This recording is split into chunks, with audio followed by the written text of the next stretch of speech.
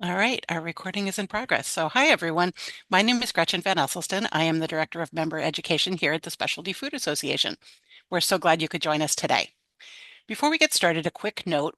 Phase one of our Data Insights platform pilot launched earlier this year, and now we're preparing to open a limited phase two preview for additional members. This initiative, developed with our friends in partnership with MenuData and the Food Institute, is designed to give members easier access to actionable insights across retail, food service, and consumer trends. If you're interested in participating in phase two as an SFA member, please email memberbenefits@specialtyfood.com to learn more and reserve a spot. We'll put that email address in the chat so you can grab it. Today's session focuses on one of the most important shifts shaping our industry, wellness. We'll hear from Brian Choi of the Food Institute and Sunny Khamkar of MenuData, who will walk through how evolving consumer expectations are impacting growth, innovation, and pricing across specialty food. We'll leave time for a few questions at the end, and you can use the Q&A function on your toolbar to enter those. With that, I'll turn it over to Brian and Sunny to get started. Welcome, Brian and Sunny. Great. Well, thank you so much, Gretchen. And thank you again to the Specialty Food Association. We appreciate the partnership that SFA has with both the Food Institute and MenuData. And we're thrilled to be back sharing more in-depth insights in what we feel and we know is one of the biggest macro trends impacting not just the food and beverage industry as a whole, but specifically the specialty food industry. And so we're thrilled that we'll be going through the presentation. As Gretchen said, we welcome the Q&A. We want this to be as interactive as possible, and yeah, we'll be sharing a little bit more about the data insights platform that Gretchen mentioned, and other items. So with that, we can get started. I'll do just a little bit about me. I am the managing partner and CEO of the Food Institute. The Food Institute is the Bloomberg of the food and beverage industry from a news, data, and trends perspective. We've been around since 1928. What started as a print publication for 95 years, I took it over in 2020, and we've gone through a complete digital transformation. And have a news and media side. We have a data and insight side, a market research side. And I speak at a lot of different conferences. And with that, I'll turn it over to Sunny. Hi, everyone. I'm Sunny, the co-founder and CEO of MenuData. We are a data insights platform combining social media signals that we're seeing around food and beverage with retail, data sets, along with what's actually what is actually trending on menus to provide insights to CPGs, manufacturers, retailers, and operators and distributors. Great. All right, so let's get straight into it. For those that attended the Winter Fancy Fair show, in San Diego earlier this year, both Sunny and I presented on the main stage the four macro trends that are impacting food and beverage. And so just to go over it very quickly, and then we'll do a focus and a deep dive into the functional health and wellness. But just to lay the groundwork, starting from the top right, value obsession. We spoke a lot about how consumers are thinking about value. I would say 2 years ago, it was really about value consciousness, and this was a lot of about the time that Russia invaded Ukraine, and we saw inflation spike 10 to 15% at one point. So that really brought food inflation to the forefront, to the conversation. It's gone mainstream. What's really happened over the past, I would say, 12 months, and especially the past 6 months, it's turned from value consciousness into value obsession. And so this theme is something that we're seeing towards the top left. The rise of challenger brands.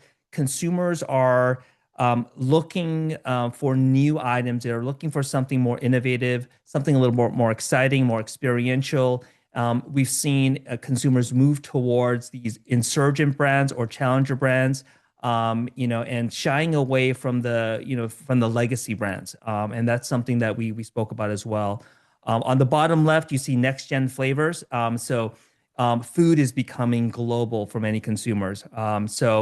The current class of consumers or generation of consumers, they're looking for West African food and Indian food and Mediterranean food, and so that will continue to be a trend, in 2026 and beyond. And then last but not least, and the focus of today is on functional health and wellness.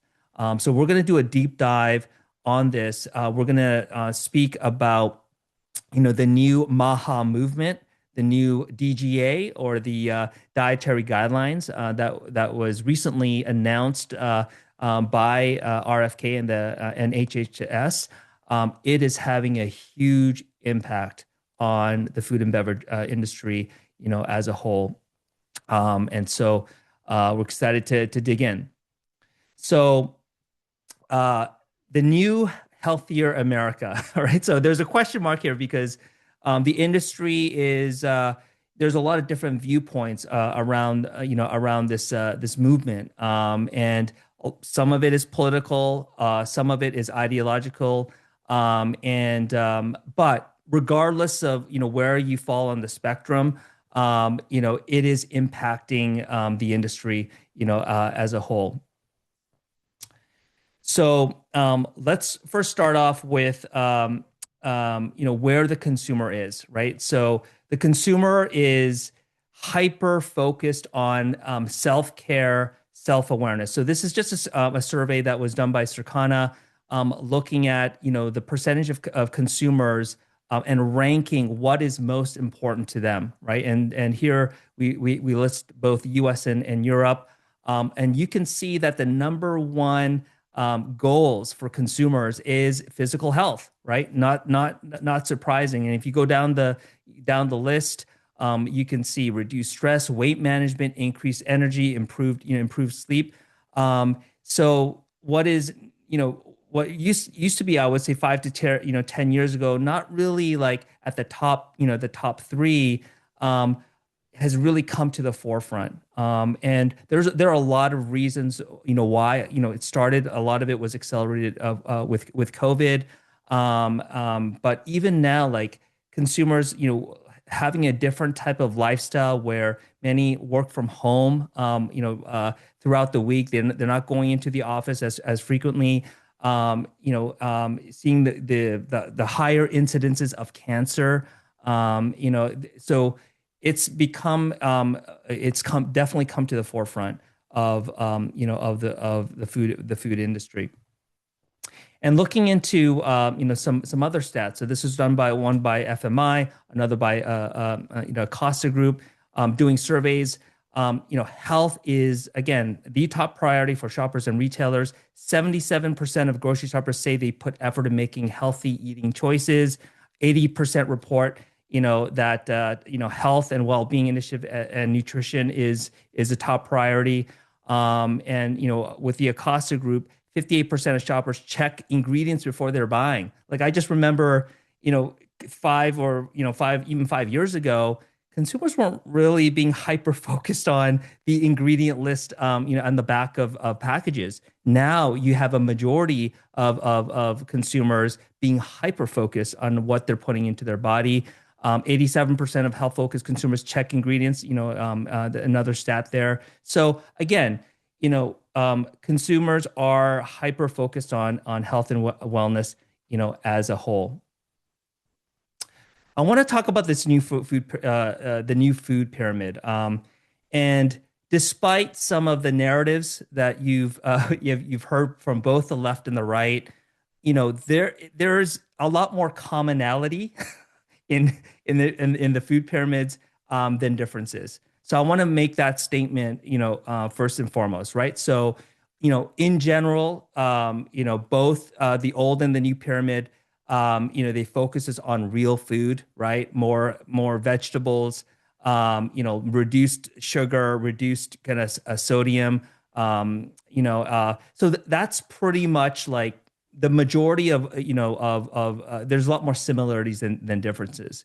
Now, what is different, and this is really has caused a movement in F&B across the board.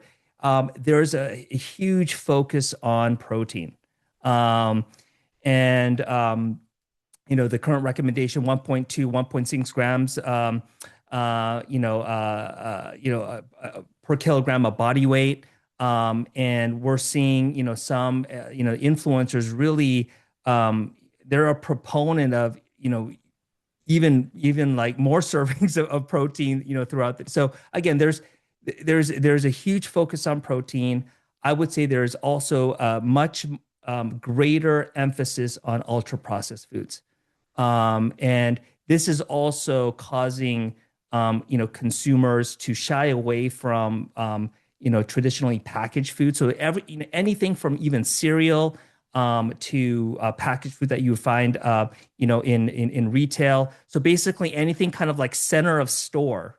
Okay, there is a general movement away from center of store, and more towards fresh and whole ingredients. And that's not going to change. I know there's some talk that, if there is a change in administration based on how the midterms go, that we're going to go back to revert back to the old. We're not. This movement, the train has already left the station, right? And so, for food and beverage companies and for those members here at SFA, having an understanding of this new paradigm of food, whether you agree with it or not, this having an understanding and knowing how to frame, different types of food and beverages, and how to communicate that to, to your audience or your customers, it's absolutely critical for success, for this year, and next year. So, there is also greater awareness of this. So, some interesting stats, and this is from, the Food Institute report, a monthly report. 50% are aware of the new guidelines. 50%, that means 50% of the population, they're not aware, right?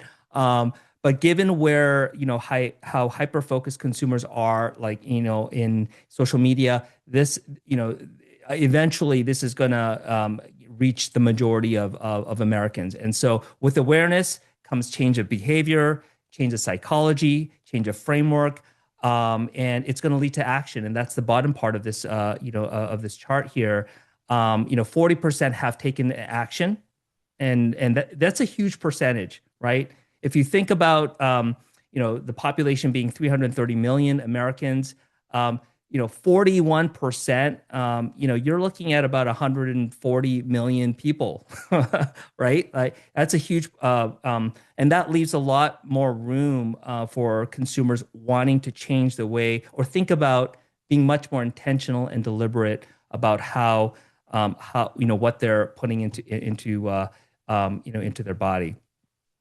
I think this next page, I was at a recent trade show, focused on, the natural products industry. Everything was about protein. There was one trend from that show, and it had a wide variety of food and beverage products. It was about protein. So, here are a couple of pictures that I took at the show. One on the left, Kind Bar, Protein Max, right? Like everything maximizing protein. Another one, the highest protein snack. And I wrote a post on LinkedIn, I said, oh, just when you thought the food and beverage industry couldn't handle any more protein, Expo West comes out with essentially Protein West, right? So you have protein coffee, protein granola, protein ice cream, protein noodles, protein chips, pretzels, gummies, bread. Everything was about protein. And so, this movement, and a lot of it is driven by, the new publication of the DGA and the dietary guidelines, and is really pushing for more protein. And this trend continues to accelerate, and doesn't seem like it's going to slow down anytime soon. We're seeing a lot more news articles about beef sales soaring. So, the emphasis on real food, as opposed to processed food. Americans, they're going all in on beef, right? Even despite the price increases that we've seen, more and more people are have the mindset that having real meat, real protein, it's better for you, and they're changing their behavior patterns when it comes to protein consumption. Um, and I'll have one comment about this, and I'll pass it over to Sunny here. But even the return of animal fats, again, there's a shift in consumer psychology as it relates to oils, right? So there's a movement or a growing movement of consumers shying away from seed oil. So canola oil, for example, right? Back in the day, there under the old, food pyramid guidelines, there was more emphasis on seed oils because they were saying, saturated fats were, was something that consumers should avoid. Now, under the new administration and these new guidelines, they're saying that seed oils are now unhealthy, and consumers are running with it, right? And so we're seeing, with both food service and retail products emphasize, and you'll see a lot more variety around animal fats. So, Sunny, why don't you take it from here? Yeah, I mean, I think that's exactly right, Brian. I mean, the data is there that consumers are really showing skepticism towards seed oils. You can see 39% of consumers citing health concerns, and a lot of this is kind of driven by like online conversations that are happening, whether it's on Twitter or Reddit, and on the positive side, right, consumers are also citing flavor as a reason to switch to tallow, and 20% are citing also cooking performance. So, while it is driven by health, there is that culinary angle as well. And, in terms of online searches, you're seeing beef tallow up 267% year over year. And from a menu penetration perspective, it's up 113% year over year. It's also interesting to mention that Whole Foods has named it their number one food trend for 2026. So there is kind of that mixture of both consumer pull, what's happening on the culinary side, as well as validation on retail. Here's kind of more analysis showing like from a culinary perspective, where is beef tallow showing up on menus. Of course, you have your basics, right? You have your fries, your burgers, your soups, but there is sort of interesting innovation that is popping up, kind of down the line. So you're seeing kind of hot pots, you're seeing kind of interesting aspects of briskets. This is more focused on QSRs, but we have even seen kind of fine dining restaurants using tallow even in desserts. So there's this like kind of chocolate cake that we saw, utilizing tallow, and it was quite innovative. So I think we're going to see kind of that innovation popping up more and more. Yeah, in terms of Kava, right? It's a great case study of how all of these, health-related trends are converging, right? Here we're showcasing three pillars, right? The first one is, nutrient-dense options, where the dishes are really built on vegetables and lean proteins. So it's kind of aligned with that food, with that shift in the new food pyramid, right? Secondly, there's customization. So it is even friendly for that GLP-1 audience, or it could be bigger or smaller depending on if consumers want more control over the portion sizes. And then kind of the last piece is the emphasis on fresh. So it's whole recognizable ingredients that align with kind of the whole clean label movement that we're seeing across the board. So, Kava is that great representation of both healthy, but also having that scale across the US as well. Yep. One aspect of, as I mentioned, as part of the dietary guidelines, with this increased emphasis against, ultra processed foods, a huge focus is on dyes. Okay, so everyone has probably heard of the red dye number 40. There is a movement from both the food and beverage industry manufacturers, but also consumers, of eliminating all different types of dyes. So in particular, there are six that you see here: green number 3, red number 40, yellow number 5, yellow number 6, blue number 1, blue number 2, and this petroleum-based food dyes are essentially becoming sunset. Okay, the industry is headed in that direction. I don't think at the Food Institute and even many, we don't think it's gonna revert back, even with the change of administration, and even the FDA, right? As early as February in February 2026, they were working with manufacturers, retailers, and trade associations to remove and sunset these dyes by 2027. Okay, so for SFA members, one thing to keep in mind is that if you have these types of ingredients as part of your product, know that like the industry is kind of headed in another direction. So maybe think about some ideas, other ingredients that you can fill that are essentially not on the blacklist of what you see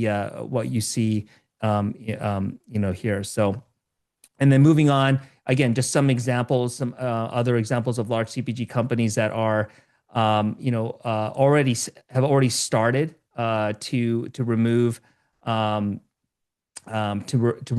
dyes. So in 2026, Pin Brands, Campbell's, Grupo, Mars, Target, these legacy brands are aiming to remove these color additives, right? In 2027, Hershey's, JM Smucker, Kraft Heinz, Kellogg's, so even retailers, right, are getting in on the action here with Walmart.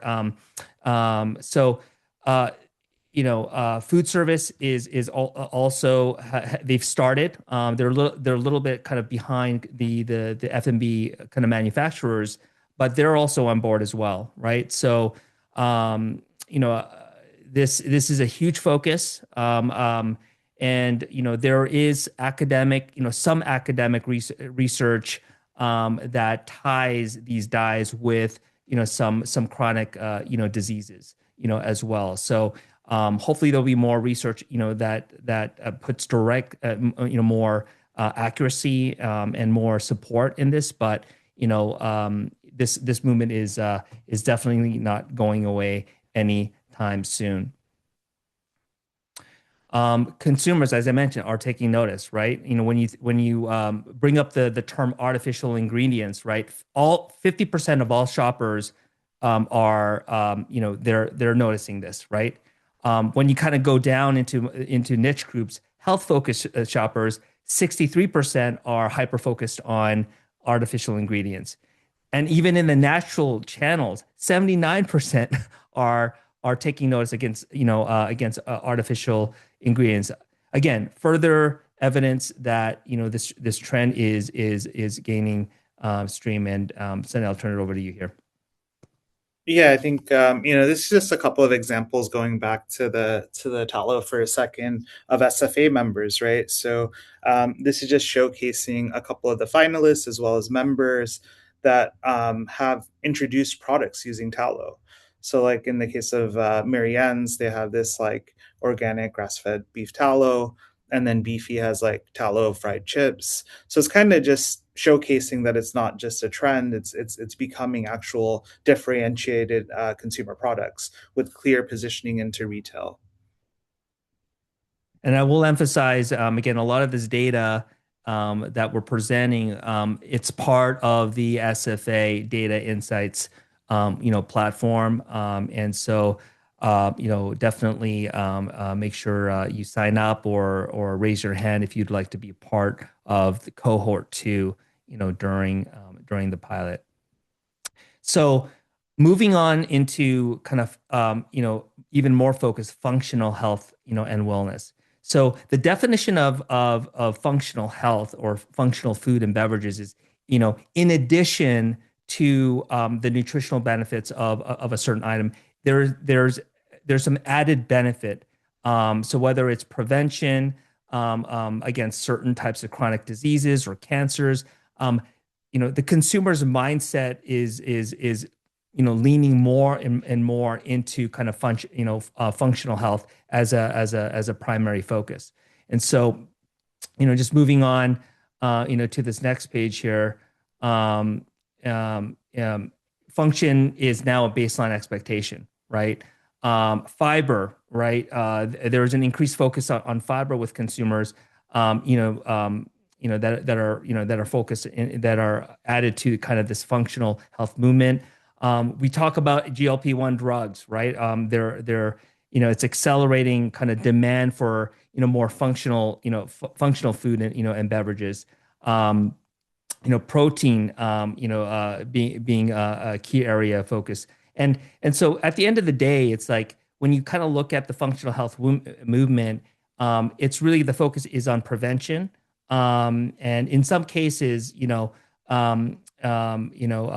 kind of, making the consumer behavior, passing that down into the next generation, right? I know families. I have a family, wife and two small kids. We're very focused on what we're feeding our kids, right?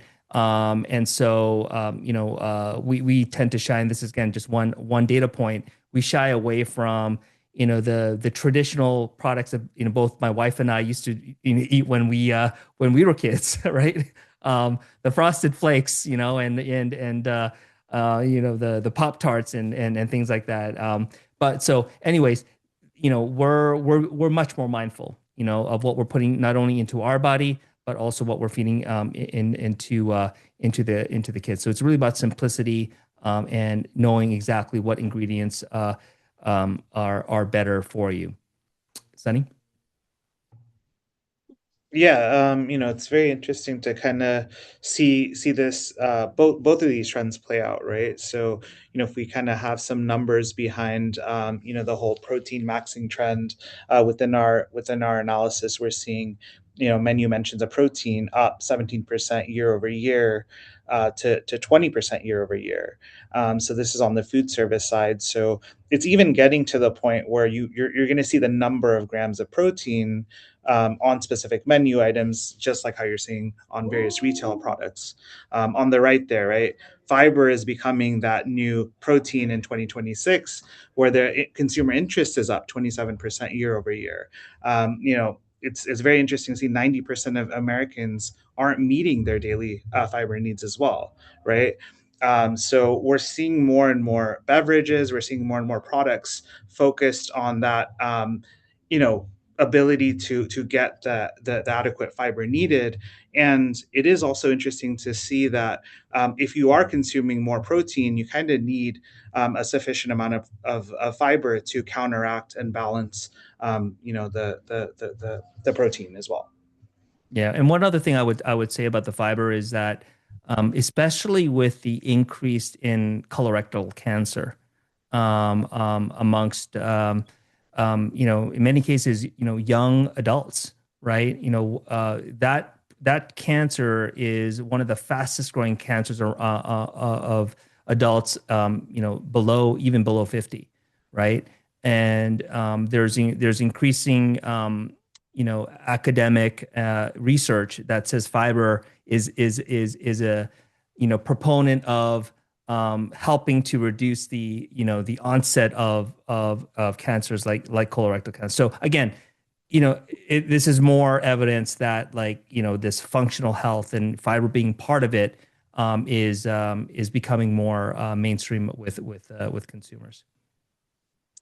Yeah, so when we look at a lot of these functional ingredients, one way to sort of understand and visualize this trend is by mapping them in a kind of adoption curve. So being able to segment out different ingredients across the emerging phase. So think about very niche areas of social media interest, all the way to kind of in ideas that are more growth, right? So think about smaller, restaurant chains, smaller retailers, all the way up to mainstream and kind of more mature, functional, ingredients, and a couple that we are seeing that are kind of trending. Of course, is collagen, right? So collagen there, it sounds like the social media piece of it is highlighting a lot of growth. So we're seeing uh, very large social buzz. I think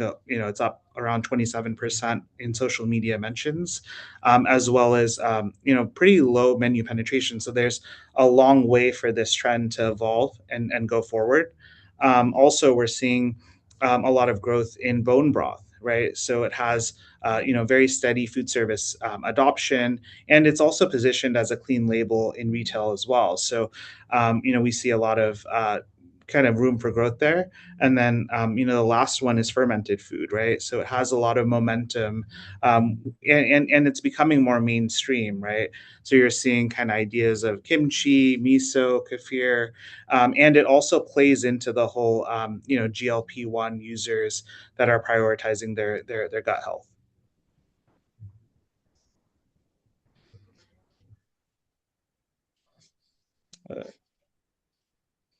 Yeah, so with this analysis, it's really, really interesting because here we're looking at about 300,000 retail products across 18 retailers, and we're seeing how many times protein and fiber is showing up in various SKUs across 15 plus categories. So you're seeing pantry really dominate there with about 4,400 SKUs, followed by snacks and candy at over 1,500. But when you look at the breadth, you're seeing kind of beverages, you're seeing dairy and eggs, meat, frozen, and breakfast. So you're seeing kind of the whole protein trend is pretty cross format. On the right, though, you're seeing fiber with about eight times less more SKUs, but it's following a very similar pattern of protein. So you have pantry leading the way, but then you have breakfast. That's kind of secondary. And then, of course, you have kind of the cereal bars, the oatmeal that kind of remain the anchor there. And then you're kind of seeing that whole connection with GLP-1 as well, because it's connecting back to the gut health as well. And, fiber really looks to be kind of the area that is showing a lot of growth as well. And looking at a little bit different type of analysis, and this is more on the specialty retailer side.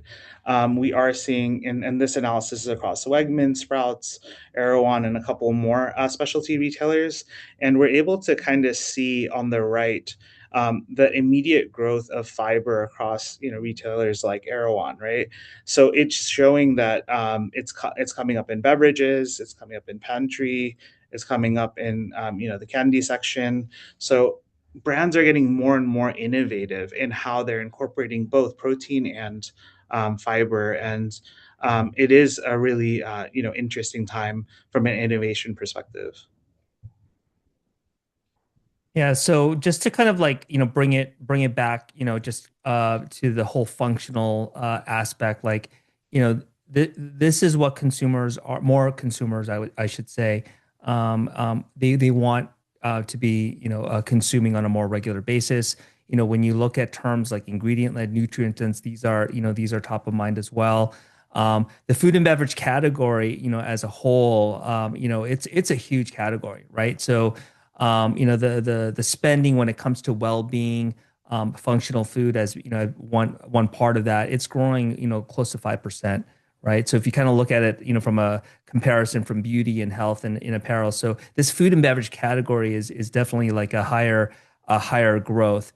And one thing I'll say is that if you're an SFA member, and you have a product, the message isn't, hey, you need to change your entire ingredients or recipes.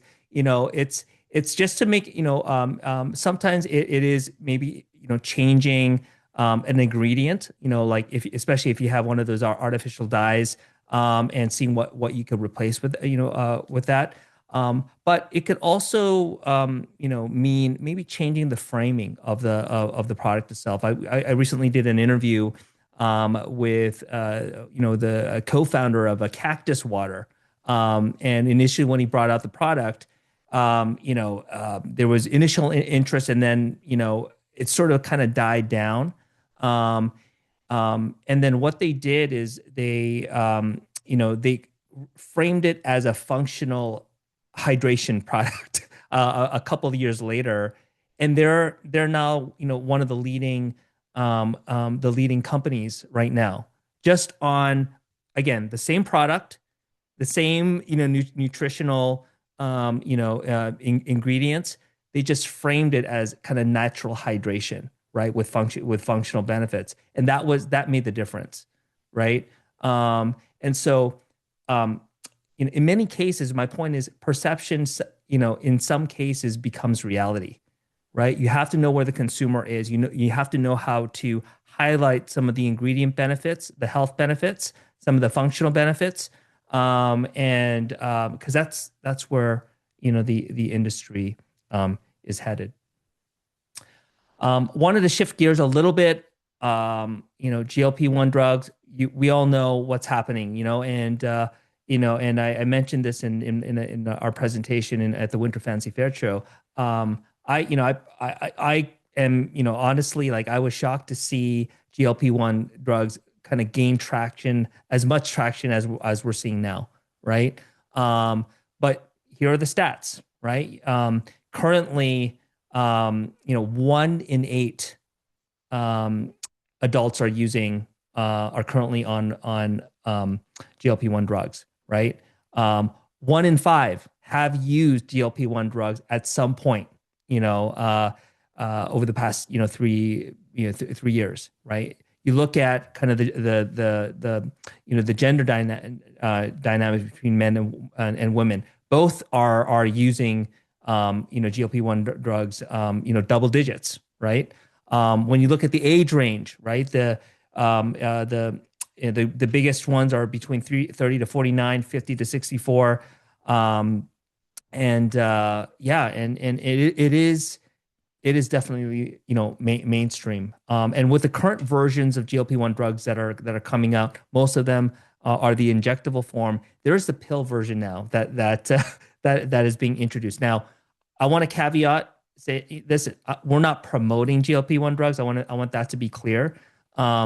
It's how consumers are like. This is reality, right? Consumers. There's a significant portion of the population that are regularly using GLP-1 drugs as part of their daily routine.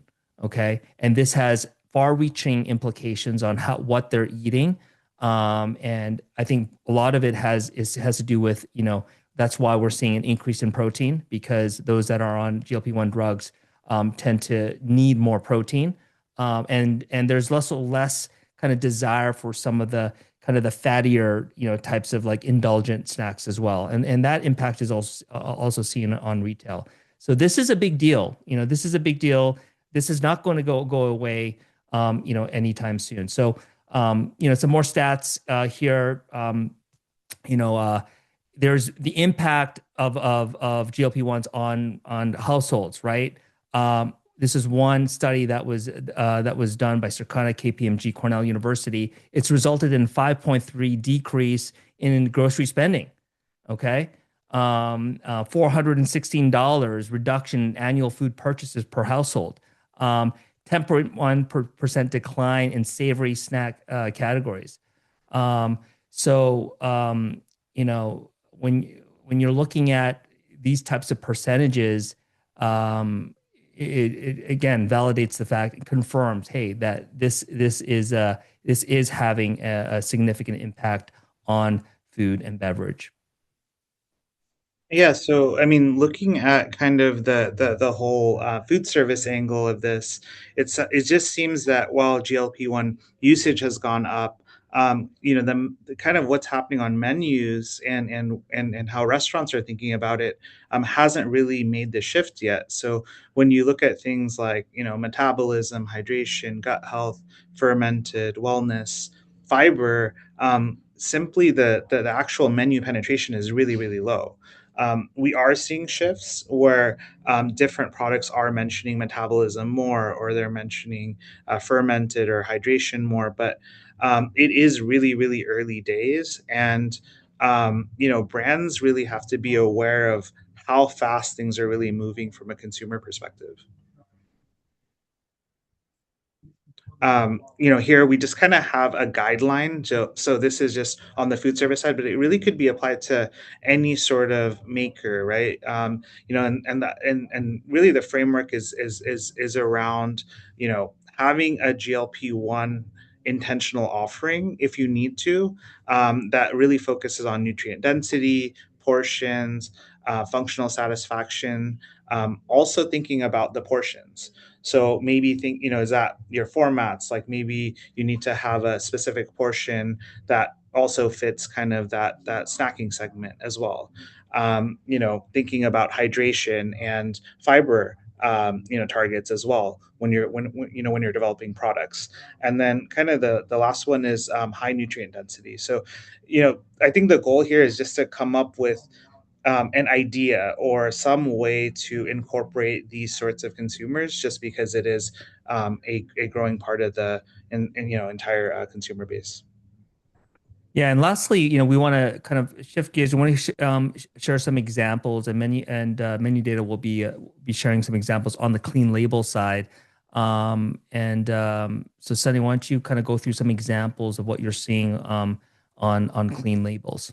Yeah, so here's about six products that are just demonstrating what clean label can look like in practice across different categories. So, the first one here is Clementine's ice cream, won a Sophie Gold, right? So they have more of an artisan clean label approach, kind of minimal ingredients, no stabilizers or artificial ingredients added. Secondly is Red Jacket Orchard. They have the Joe New York style lemonade. So that one product of the year. So that's kind of the one that you see on the right. It's natural, orchard sourced. You're seeing kind of innovation with the peach berry jalapeno, and so on and so forth. So really, SFA members are very focused on what sorts of ingredients that are going into the production of their products. So just thought it will be interesting to share a couple of these. Here's a couple of more. So this is kind of going more into the functional wellness side. You can see kind of the first one is focused on different sorts of like mushroom cocos. So it's both adaptogenic and functional at the same time. And it's positioned as like an everyday drinking chocolate. Brook 37 has a wellness tea, as well as aloe, having their aloe vera plus wheatgrass. So it's kind of combining both the tea and the plant-based hydration. On the right there, you see the image of the Remember, kombucha. So it's kind of tied directly to the fermented, trend on our adoption curve, thinking about gut health for, fermented and functional. But also, tying in the clean label as well. So, here's just a couple of examples. We'll definitely kind of send this out in the report where you can see other members and how they're sort of incorporating all of these trends. And as I mentioned at the beginning of the presentation, SFA has a report, and Sunny and I were part in developing it. This report is available for members. It's actually on the website. So if you go to the SFA homepage, you go to resources, and featured materials, you'll see the first link being the 2026 Specialty Food Outlook. We talk a lot about these trends in that report. There's a lot more data, a lot more insights in that. Yeah, so definitely download it. If you have any questions, we are available, right? So not just at the end of today's webinar, but with this partnership that MenuData and Food Institute has with SFA, we are available to kind of share, knowing how to interpret a lot of the data.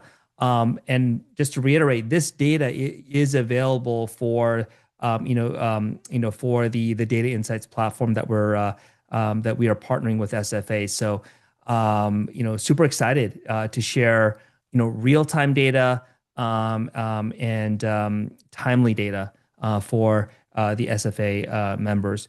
Um, and as Gretchen mentioned, this SFA data insights platform, we've just completing the phase one, which is we had our initial cohort of about 20 companies. The next phase is starting in April, right? So we're gonna have about 50 companies as part of that cohort. So if you are interested, definitely send an email to member benefits at specialtyfood.com. And both Sunny and I will be involved in working with this next group of 50, sharing how to use the platform, and I think this is going to be a huge benefit for the SFA association, and its members. And lastly, what I wanted to mention is that both Sunny and I will be presenting at the Summer Fancy Food Show. So, a lot of these four trends that we spoke about, and even the health focus on this webinar, we're going to be sharing what companies are doing, specific examples of how companies are, combining and interpreting these macro trends and driving success in their specific categories. And so, hope that you all here that are live today, and even viewing the recording, make sure to come to our session. It's going to be on the Monday, June 29th at 11 a.m. Super grateful for the Specialty Food Association for inviting me and Sunny to be a part of that presentation. We want to hear from you. I think we have about 13 minutes left. So Gretchen, feel free to share any questions that we have from the audience. Fantastic. Great job, guys. Thank you so much for all that valuable information. So please do put your questions in the Q&A function on your Zoom toolbar. I have a couple to get started with. So talking about pricing. So it is with the premium products that specialty food members are making, these better for you ingredients definitely come at higher costs. Yes. What are you seeing in terms of consumer sensitivity, and if people do need to raise their prices in order to bring in those premium ingredients? Yeah, it's such a great question. I would say, in general, as a whole, consumers are hypersensitive. Okay, so I would say 2 years ago, I mentioned it was cost conscious or value conscious. I mentioned earlier in the presentation, now it's value obsessed, right? I would say 2 years ago, you saw kind of the middle class and kind of the lower income, cohorts. It was driving them into kind of discount retailers. It was driving them to like Trader Joe's, for example, all these Lidl's. So they started to move down, kind of like down into kind of the discount retailers. We even saw, like last year and even this year, we're starting to see kind of the upper income consumers being affected. So, Costco, Walmart superstores are seeing an increasing consumer base in the 100 to 130,000 sort of like income range, and that was really not the case, even 5 years ago. Okay, so that upper income is also kind of moving towards value. This year, that upper like ultra wealthy, even though they're still spending, they're also starting to kind of change their spending behavior on food and everything, right? So a lot of it is going to be dependent upon where the stock market is. So we've started to see a sell off in the equities. A lot of their wealth is in the stock market, in the capital market. But by and large, what I would say is that for those members, you have to know your target consumer. Okay. And value doesn't necessarily mean you lower your price. Most people think, oh, just lower, 5%, 10%. It's perceived value. So if you're highlighting, if you're highlighting a product that has functional benefits that is in demand, consumers are looking to pay more, are willing to pay more for that type of product, right?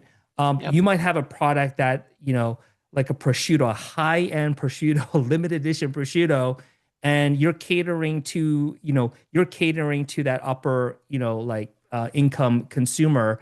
So you're not going for the mass population, right?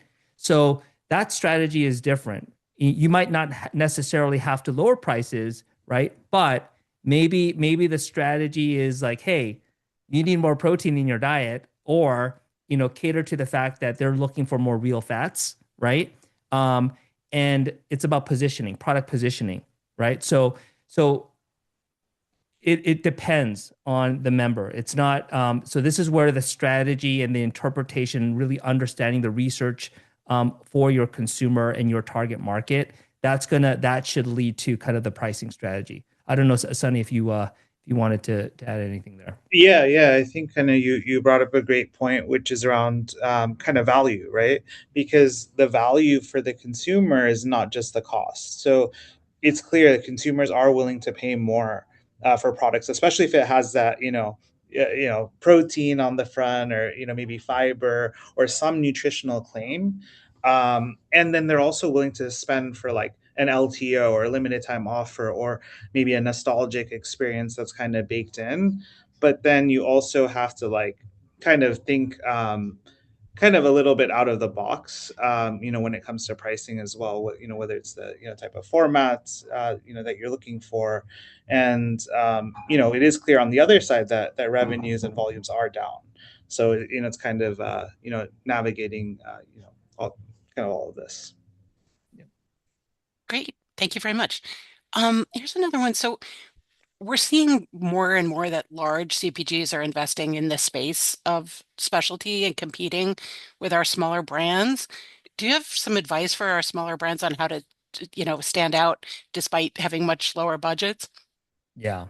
So, great question. And I think this is what, we're in an environment where consumers are gravitating away from big CPG.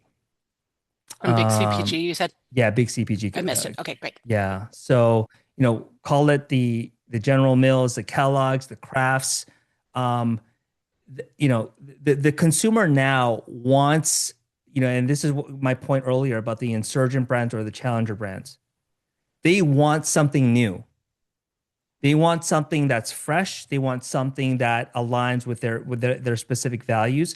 There is an inherent distrust that a lot of consumers have with the large CPG companies. You look at, I'm talking the Nestle's, the Mondelez, like, and they haven't been as transparent. um, and so what's happening is that you have these challenger brands that are being much more responsive to the consumer. They're leading, say, hey, here's the full ingredient kind of our product. It's clean label. So they're responding to that. They built communities around certain kind of certain products and kind of lifestyles. Okay, and they are much more savvy in using social media. So I would say if they're that um, challenger brands or insurgent brands, which I would classify a lot of the SFA members, now's the time, right? Now's the time. The tide is shifting, um, and in social media, it doesn't cost a lot. You could do a lot of it, yourself, right? And we've seen success with certain brands that don't have huge budgets of marketing budget. They're able to outcompete the larger incumbent companies. So I don't think, yeah, I think insert like this is your time. This is your time to thrive, and knowing how to, knowing being responsive, knowing how to being social media savvy, one of the features of the data insights platform, we have a social listening tool, right? Where you can see what comments are that the consumers are, what they're saying, what they're talking about, what they're interested in. And Sunny, maybe you can chime in here and talk about the social listening tool from the data insights platform. Yeah. I mean, it's clear consumers want kind of that social media angle. If you're a challenger brand, they want the storytelling. But yeah, I mean, using the data insights tool, it's very easy to see, okay, like what are consumers specifically talking about? What recipes are they mentioning? What products are they resonating with? What claims are they talking about more than others? And I would say, this is the sort of time to own the narrative if you're a challenger brand and continually, be able to tell that story and gain a following because, that's honestly what a lot of consumers are looking for. Fantastic. Well, we are just about out of time here. I am one thing I want to ask you to, and if this is a challenge for you to see if you could do it in just about 1 or 2 minutes. What is the value of data to the small brand? It's not just for the big brands who have people who can really crunch all those numbers. What would you say are some of the key things that a small brand needs data for that this platform could deliver? Yeah, I'll start off and Sunny, I know Sunny will have some thoughts as well. So data companies need to understand data and know how to interpret data, right?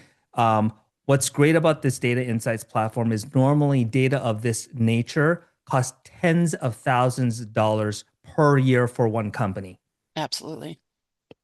I know companies that spends hundreds of thousands of dollars on data. And what we're building with SFA and with Food and Food Menu Data, we're making this available as a member benefit. And now companies that didn't really have a budget or didn't have any funds available for data, you have access to it. So I think especially in this time period, understanding the data, knowing what consumers are saying in real time, knowing kind of pricing strategy, having that at your fingertips, it's critical to success, right? And I shared this earlier in the Winter Fancy Fair presentation. We're in a period where the economy is sort of stagnating now. Okay, costs are rising for companies across the board. I don't care if you're a small company or a large company. Costs are, and we're seeing the highest level of Chapter 11 bankruptcies since the Great Financial Crisis. And so if you don't know data or know how to use data and interpret data, it's almost like you're shooting yourself in the foot, right? And I would say, for those that are, live today and are viewing the recording, take advantage of this data insight platform. I like it's a treasure trove of data, and you have a team, SFA team, you have the menu data team and the Food Institute that's here to help brands succeed, you know? So it's absolutely critical, more critical today than it was like even last year. So Sunny, please share. Yeah, I mean, I would say a couple. I mean, just to sort of add to all of the points that you had mentioned, Brian, a few use cases come to mind. I think the first one is around innovation.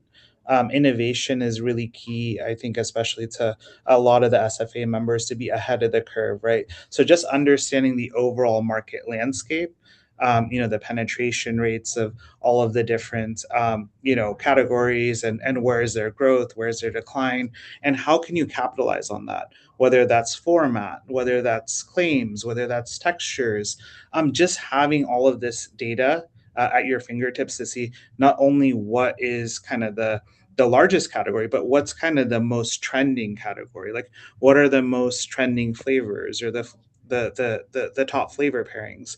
And what's been really interesting to see is through the data insights platform, folks can almost ask anything to the AI bot, and we're seeing interesting questions around like, okay, how can I do better with my A2 milk, and how can I incorporate various nutritional ingredients? How are those changing over time, especially with the whole Maha movement? And it's been fascinating to see the creative ways folks are using it, whether it's for marketing, new product development, or even sales on the food service side. So it's been great so far. Fantastic. Well, we'll leave it there. I love that phrase, treasure trove. That's going to stick with me, of the treasure trove of data. So please do reach out to the gang at Food Institute and MenuData, as well as to us at education@specialtyfood.com with any further questions. And we'll see you next time here on our SFA webinar series. Thank you so much to our guests today, Brian Choi and Sunny Khamkar. Have a great afternoon. Thanks, everyone. Thank you.